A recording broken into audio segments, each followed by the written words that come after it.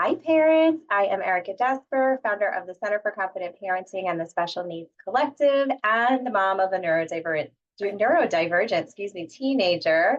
And in our house, we are starting to think about back to school, which brings a mix of excitement and anxiety. We're actually starting at a new school this year, so a little bit more than usual of both of those things, which made me want to bring in some expert help because I'm sure other families are starting to feel the same. So I'm happy to have a guest today, Tara Tribell of To Be Social. She is a mom, a grandmom, a certified autism specialist, and has a program called Parenting Powerhouse, which you can talk to us about at the end. Tara, thank you for joining me. You're very welcome. Thank you so much for having me. Yeah, so I know you have a lot of great tips to share.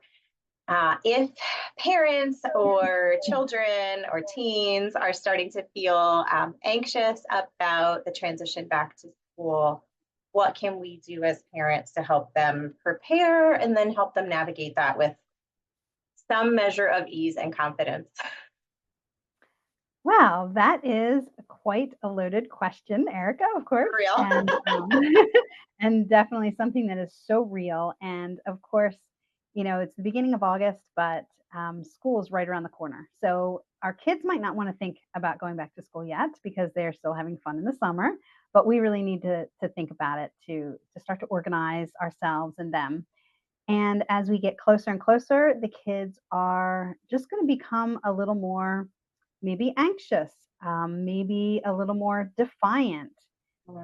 Maybe, they're just going to give us more attitude, trouble, or whatever.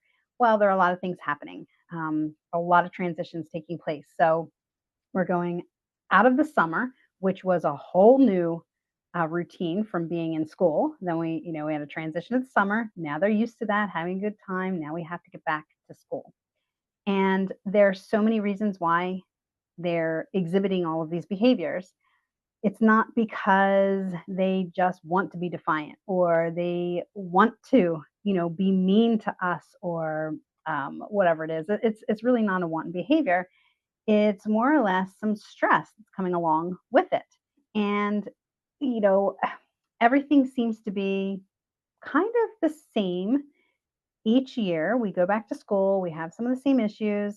And for our kids, they are dealing with basically a brand new situation. So I like to remind parents that even though they might be going back to the same school, the same classroom, maybe riding the same bus, our neurodivergent kids really live in the moment. So whatever they're feeling in the moment is going to come first. And they may not be able to really think about future, what may happen, the expectations. Executively, they may not be able to put this information together very well.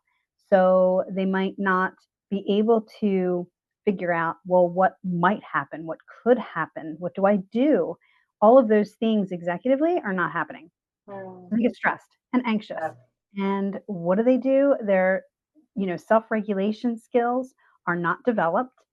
And so they exhibit all of these behaviors. Yeah. And not to throw you off, but am I right to say they are lacking in what to call it episodic memory? Like it drives me nuts that like, buddy, this happens every year, or you go through this every year, and then you know that you're okay. Like, can't you pull from the hindsight of past years that they can't because they're in the moment, right? So they kind of can't look ahead or back very well. Right. And they're not processing it the same. And it's different. Think about it. It is not the same as last year. It might be the same school, but who knows what happened over the summer? Did something change? Something may present itself that didn't present itself the year before. The bus, maybe a couple of new people are on the bus. Maybe it's a different driver. Maybe it's 2 minutes sooner or later. All of those little things our kids are just not thinking about. Right. They can't expect those things. So we can And even help if them it's with that. exactly the same, it's different from summer. They're in summer right now. So this is going to be a transition. Even if it's a transition back to the familiar, it's a transition from what's happening right now and from something that's probably a lot more preferred. Definitely. And we have that as well. And that's what we're looking at is, and honestly, they are transitioning. Every single transition is going to be difficult because of this reason, because of their either working memory, their processing, the way they process information, and because they are basically living in the moment, like you said. So any little change. Okay, so let's leave school just for a second because we'll get back into, some behaviors and what to do about it and some strategies and tips. But let me take another situation just to, give you an example. A doctor's appointment. Okay, kids get stressed. We know that they're stressed about the doctor's appointment. So how do we approach it? Well, we approach it by saying, we've been there before, and what happened the last time and it was okay. And we could go through all of that with them. But what we don't think about is sometimes there's little tiny things executively that they're not picking up on. So maybe the car ride. Sure, they've been on a car ride, they've gone to this doctor before, but they may not really connect with how long are they actually going to be in the car. So that might stress them out. How long am I going to be in the car? Do I have to have a conversation with my mom on the way? All of these little things that are actually stressful. And we don't really see it that way, or we may not think about it, and they can't even articulate it because it's not something executively that they're putting together. But this is actually stressing them out. So the more that we can understand as parents and try to take the perspective of our kids in this way, it will help us break things down a little bit. And we may not always be right on track, with them, but at least we can try. It'll just make things easier if we do plug in, where they need to. Sure, sure. So, taking a look at this, breaking things down, going off to school, and to us, it does look like the same thing. To them, it's a new year. It's, the year might be starting on a different day, whatever it is. Some kids really are very routine. And when things are off a little bit, that's where they get really anxious. So these little things, they may not even know it's bothering them, but it might be. So whatever we can pick apart, and why not? Why not? If it makes it easier, why not pick it apart and try to figure out what could I try to front load or plug in for my child to make it a little bit easier. And it may take us an extra few minutes, but think about what that may prevent. It could prevent an hour of meltdown. It could prevent hours. So I think And it sounds like the something. first step is just us sort of mentally preparing and anticipating that even if they can't articulate this, they're seeing back to school ads. We're talking about we're talking about going back, like they're hearing about it. So it's probably on their mind. Their anxiety might be increasing, although we don't know it. And so if we're seeing increases in behaviors, we can just sort of say like, oh, we knew this was coming. We probably know why it's happening. So I think just the awareness is probably the first. How can we be empathetic if we're like, why are you acting like this? What's wrong with you? Totally. It's Oh summer, my it's gosh. fun. And Erica, that's a whole nother another area here we should probably definitely address. I would love to address that with you, but yeah, how about us? It starts with us. So that's a whole nother area, right? Is we just have to observe where we are first in order to approach our kids. So yeah, totally. Be aware of what you're thinking and what you're feeling, because it may be very different from what they're feeling or thinking. Honestly, it usually is. It's usually very different, and they can't articulate this because we've got neurodivergent kids that really have a tough time emotionally and executively. Um, so, that is kind of the step that leads us into what to look for, because if we just kind of think about, and I want all the moms to just think about this for a second, drop all expectations, what you think you know, what you think you don't know, whatever it is, just drop it all for a second, because we need kind of a blank slate. And I want you to just think about your last interaction with your own kid. Um, and it doesn't have to be like a difficult interaction. It could be a good interaction. It doesn't matter. Just think about that for a second and ask yourself, did you truly see things from their perspective? Or was some of what you were putting together in your own mind, trying to figure out, trying to make sense of, was that coming from your perspective? And if it's not totally from their perspective, the best you can, I'm going to brainstorm some things with you to think about maybe a more difficult interaction, especially. What are some of the behaviors? And then what could they be? And maybe this will help you then take their perspective. And you know what? This isn't all the time. Sometimes they are being, little nudges and they are, but most of the time, honestly, they are not. It just feels that way because we're seeing the behavior and the interaction through our own perspective. So we're taking it personally. It's hitting us in the heart, whatever it is. Right. But they're really coming from another place. So if we're seeing these increased meltdowns as one of them, they might be feeling misunderstood or a little overwhelmed with the information and everything. And it might not look like that to us, but to them, they are. And they don't know how to regulate yet. We should be the ones regulating, right? We're a lot older. We should Right. regulate In ourselves first, theory. right? But that doesn't always happen either. I mean, it's tough. It's not easy. So we have to remember, there's major age difference here. They may withdraw, and that's just sometimes due to that anxiety again. Maybe too many social interactions with you or with other people in this time of uncertainty, when they are dealing with going back to school and all the stuff they have to do. I mean, my gosh, it can be very overwhelming. And again, I want to bring it back to the executive functioning. Too many things going on. The brain is not able to put everything in order the way it needs to be able to think about it in some kind of rational way, if you want to say that. Okay, here's a big one. How about resistance to change, if you're seeing that? Okay, resistance to change. We're seeing it as defiance, right? So they're opposing any like new routines. But this may be, again, executively due to the lack of the preparation that may need to go on in their own brain. We can tell them, hey, this is going to happen, this is going to happen, this is going to happen. But to us, we understand all of the whys and we can interpret all of that. But executively, are they really able to fill in all of those gaps with those little whys and understand the actual expectations? So that's why that happens a lot of times. We've talked about the heightened anxiety I have as another one. This could just be, nervousness, unfamiliar situations. Even if we feel that they're familiar or they're familiar to the child, any changes that could occur um, cause anxiety. Another one I have for you is aggression.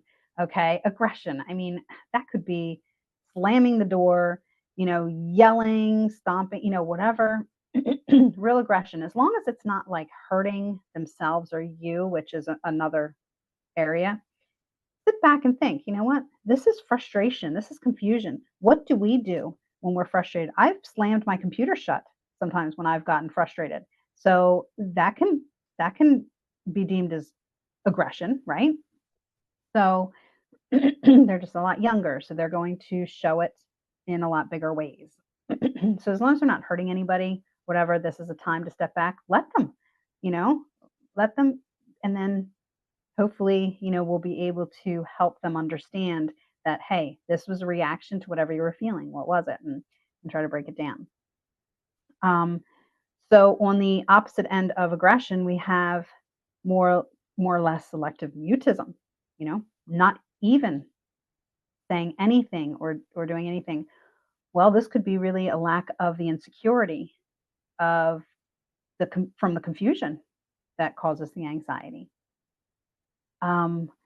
Here's one that some of us see, some of us experience, repetitive behaviors. So this is actually a coping mechanism. Repetitive behaviors, and I'm not talking about stimming necessarily, even though yes, that is one. Stimming is definitely a repetitive behavior. We all stim in different ways. And it's just most of our neurodivergent kids, when they stim, it's more obvious, right? It's an obvious difference. It's something a little bit, because naturally they're doing what their body wants them to do. They're not thinking about it like we are.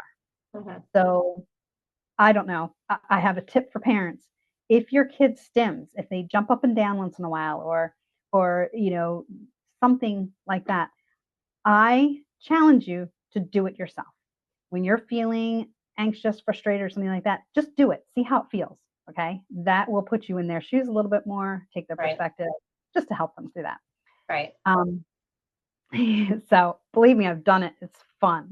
And it's the repetition.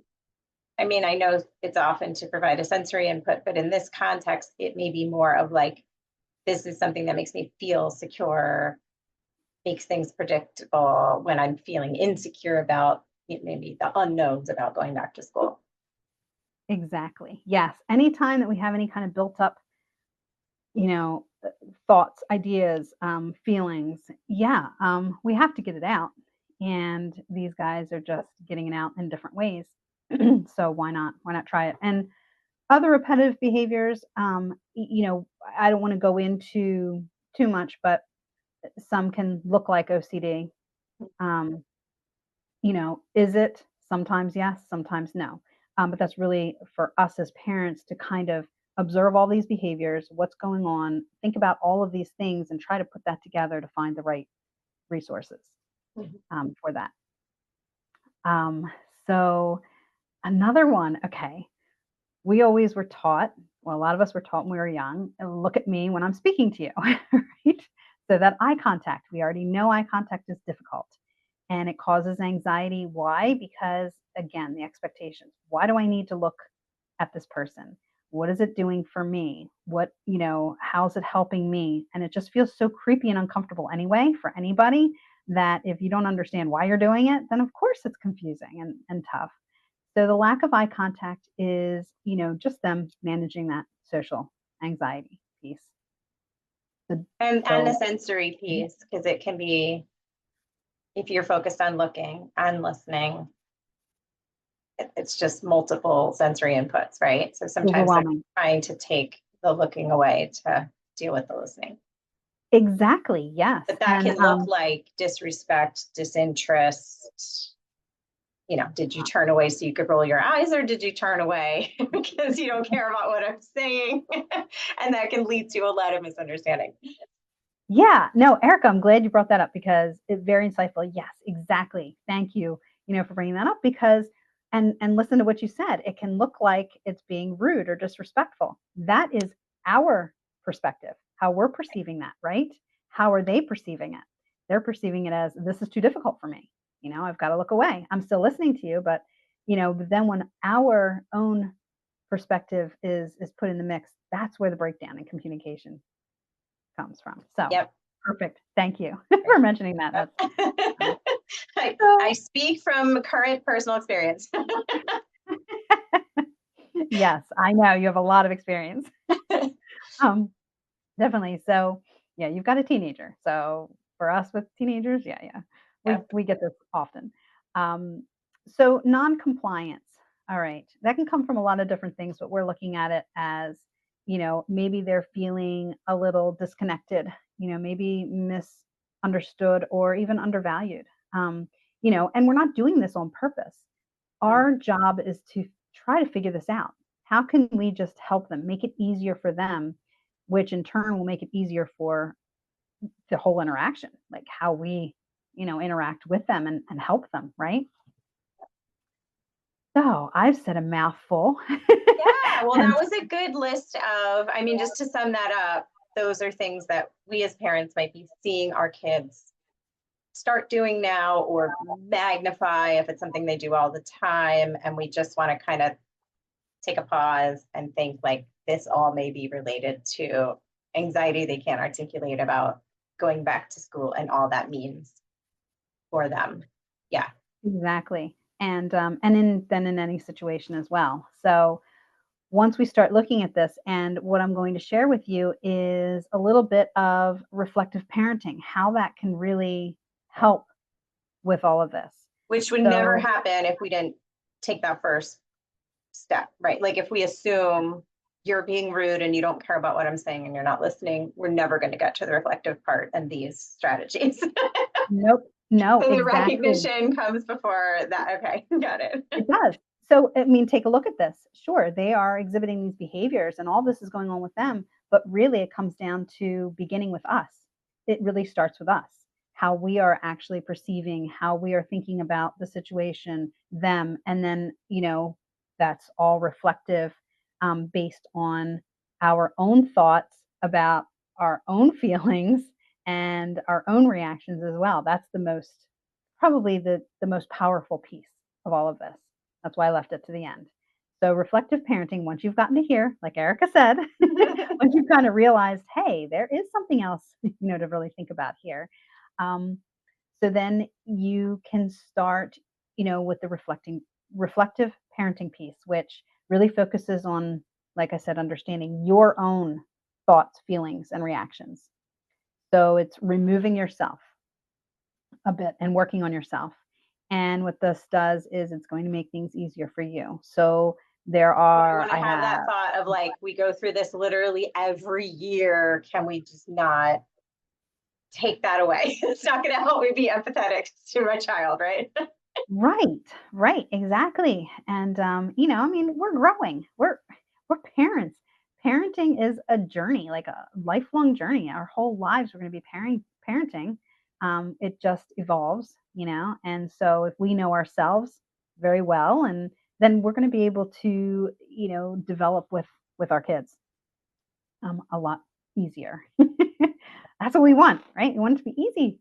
Um, so just self-reflecting is number one. So these are all things that you can maybe do, some tips and strategies to just get started, to maybe just think about it. Not everything's going to work for you. But if you can think or about one or two of these things to get started, hey, it's a start.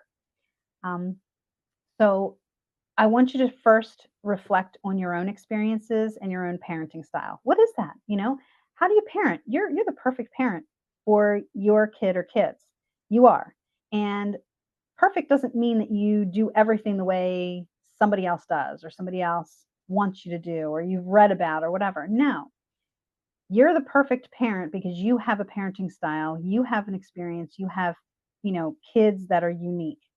And you can pull from different resources, but you're ultimately going to have your own experiences and parenting style. So reflect on that. Just think about, okay, what works, what doesn't work for you and where you are. And that'll just give you kind of a baseline.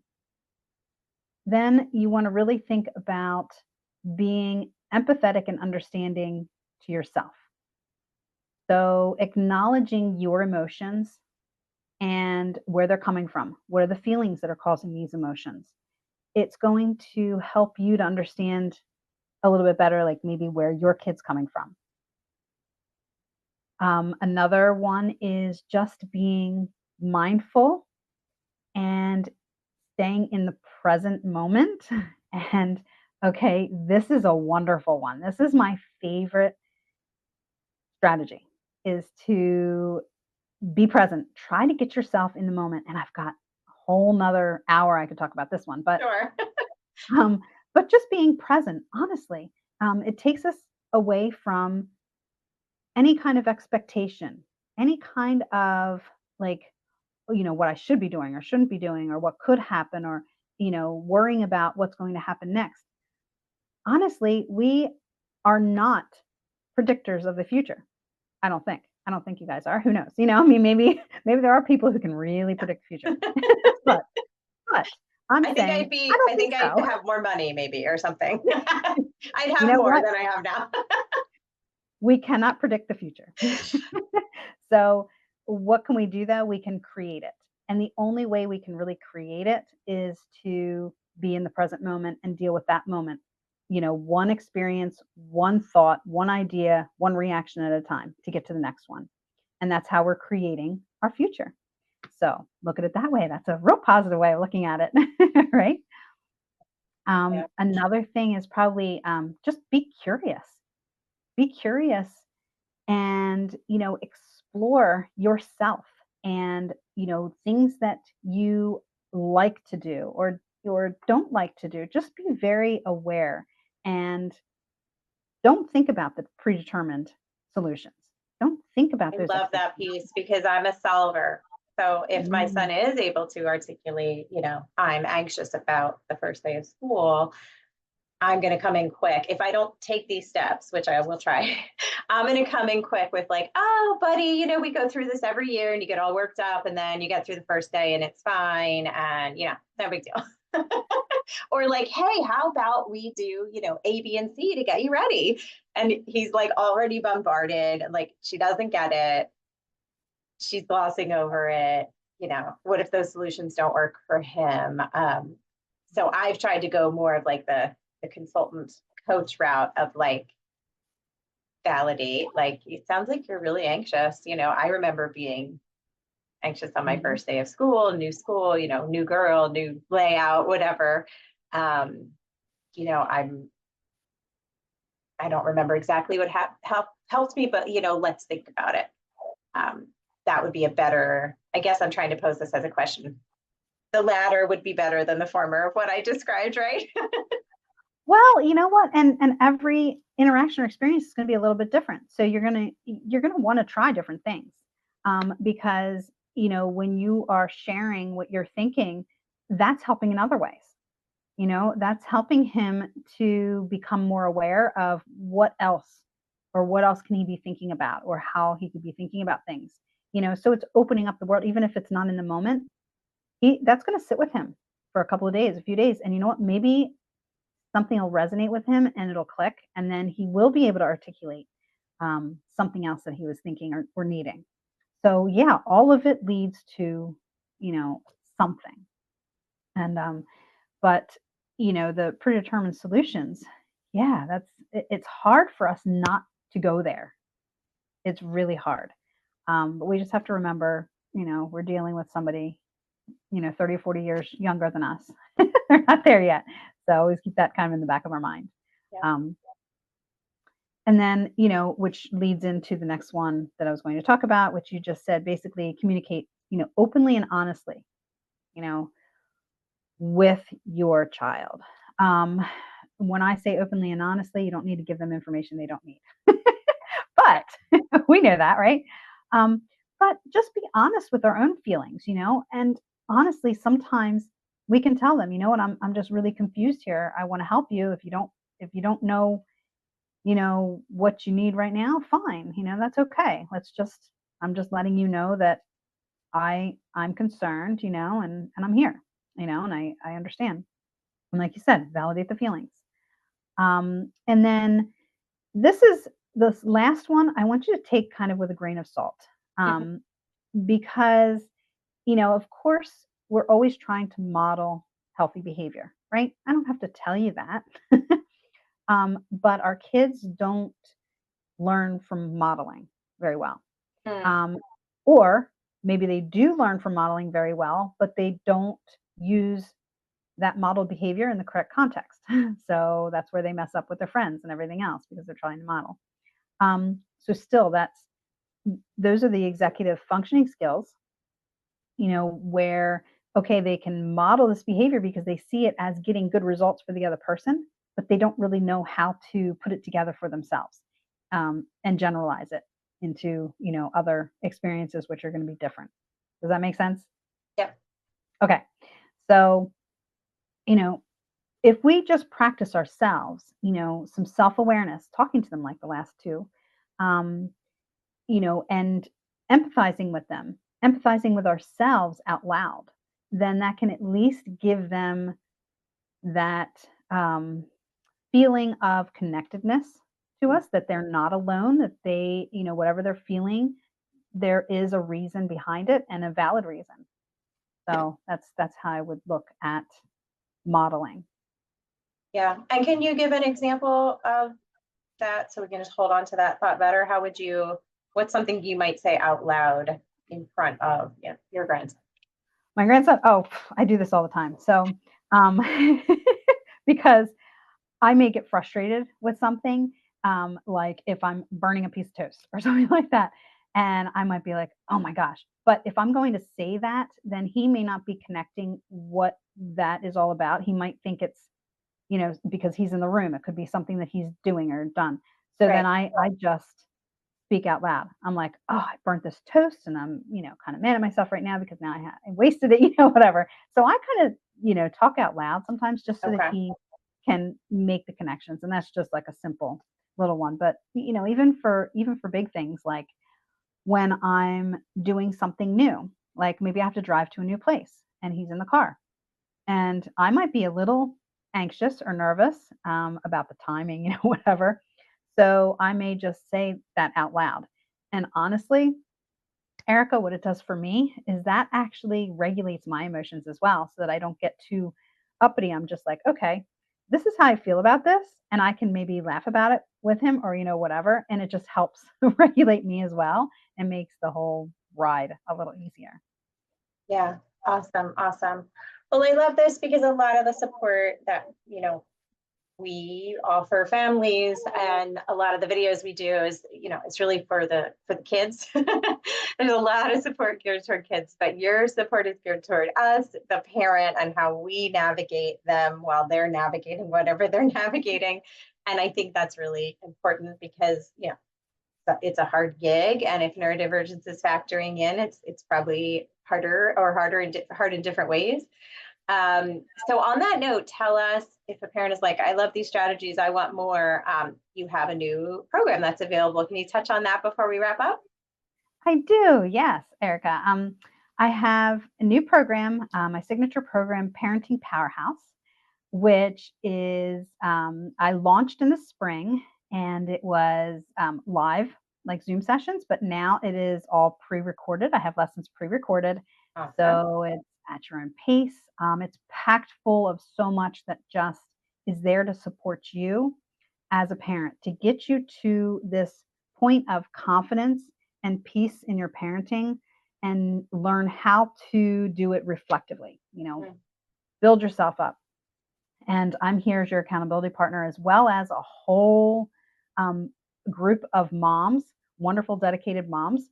So, in this, we not only have the lessons, but we have a private, supportive community that, helps each other, supports each other back and forth every day of the week. And then I have weekly live Zoom sessions, which it's like an office hour. And this is where I support you in your journey, whether it was in the course or in your life daily, whatever comes up, your questions, your concerns, just like this, trying to guide you and help you. And this is lifetime access. This program is lifetime because parenting never stops. Like I said a little earlier, it only evolves, Yeah. and you need to learn to evolve. With your kiddo, because when they become teenagers and young adults, we're still parenting, and it Okay. just becomes so difficult sometimes.